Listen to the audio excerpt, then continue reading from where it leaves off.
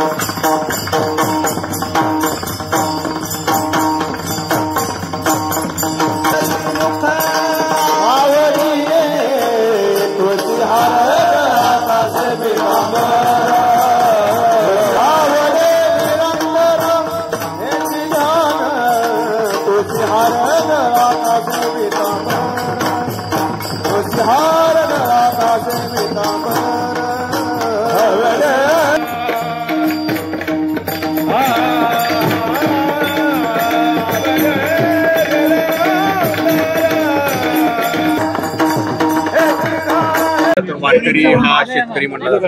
शेतकरी स्वतः तुकोबा महाराज सुद्धा होते। त्यांनी ज्या पद्धतीने निर्णय घेतला होता कर्जमाफीचा दाखवण्याचा प्रयत्न आज या ठिकाणी झाला। काय तुम्ही सांगाल सरकारला, काय सांगणार वारकऱ्यांच्या? 1630चा कालखंड असं साधारणपणे चाऱ्या वाचून जनावर मरत होते, अन्न वाचून माणसं मरत होती। या प्रसंगामध्ये तुकाराम महाराज बंडारा डोंगरावर जातात, भामचंद्र डोंगरावर जातात, भरवरशिवर जातात, चिंतन करतात। तुकाराम महाराज घरी येतात। तुकाराम महाराजांच्या घरामध्ये महाजनकी होती, सावकारकी होती। तुकाराम महाराज श्रीमंत होते आणि खतावण्या पाहता असताना कान्होबा येतात। कान्होबा म्हणतात, दादा काय पाहताय? तुकोबा म्हणले, अरे कान्होबा, मला या खतावण्यांमध्ये लोकांचं दुःख आणि वेदना दिसत आहेत। कान्होबा म्हणतात, दादा काय केलं पाहिजे? तर तुकोबा म्हणतात, फार सुंदर वाक्य वापरतात, दुःख आणि वेदना बुडवायचे असतात रे, मी जातो इंद्रायणच्या डोहावरती, तू पण ये। आणि कान्होबारायांनी कर्ज खताच्या वयांचं गाठोडं बांधलं। कान्होबारायांबरोबर त्यांची पत्नी रेवती आहे, तुकोबारायांची पत्नी आवली आहे, माधवजीपंत कुलकर्णी आहेत। आणि तुकाराम महाराज इंद्रायणच्या डोहावरती भजन सुरू आहे। कान्होबारायांच्या पावलांचा आवाज ऐकला। तुकाराम महाराज प्रचंड आनंद झाला। कान्होबारायांनी गाठोडं तुकोबारायांच्या समोर ठेवलं। तुकोबारांनी क्षणाचा विचार न करता इंद्रायणच्या डोहामध्ये ते गाठोडं बुडवणार। तेवढ्यामध्ये आवली म्हणली, अहो हे वडिलोपार्जित आहे, हे तुमच्या एकट्याचं नाही आहे, कान्होबारायांनी द्यावं लागेल।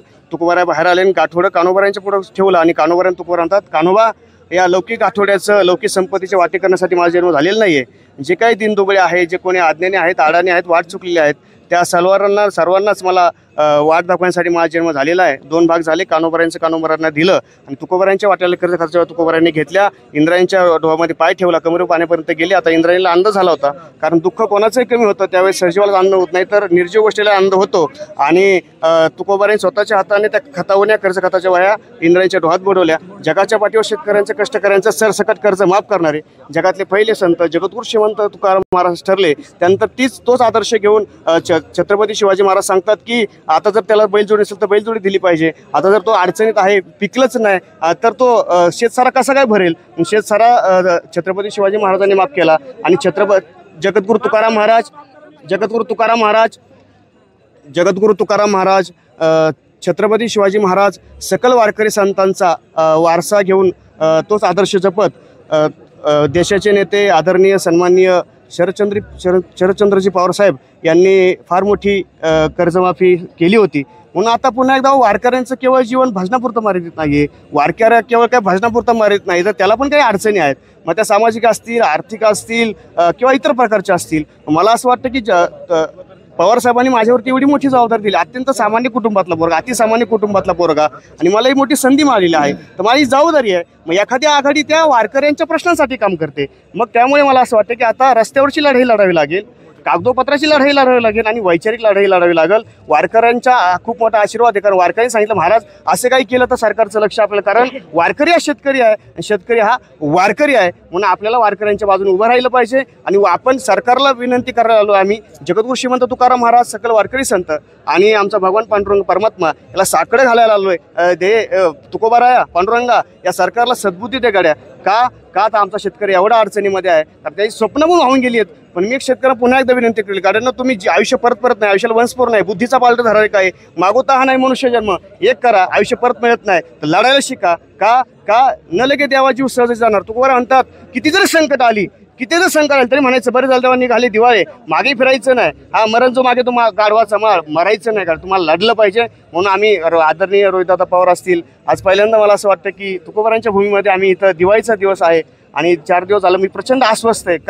का आज दारिया का कैसे करवी ते भोजन, रुची तरी अन्न कैसे देते. आजूबाजूला समाज उपाशी झोपलाय, आम्ही पंचपाकवावरती ताव मारायचं नाही रुचत मला, म्हणून मी तुकोबारा म्हणतात मी नाही, म्हणजे लोकांचं जर दुःख झालं तर मलाही दुःख झालं पाहिजे. सत्य बोल मुखे दुःखवे अनेकांचे दुःखे न खेळतो ऐसा कंत परपिढी चित्त दुःख. ज्यावेळेस समाज बुडायला लागतो त्यावेळेस आपण कुठेतरी काम केलं पाहिजे. आणि रोहितदादा असतील, सर्वजण रोहितदादा सकाळपासून आले आणि सर्व तुम्ही आज सकाळपासून या ठिकाणी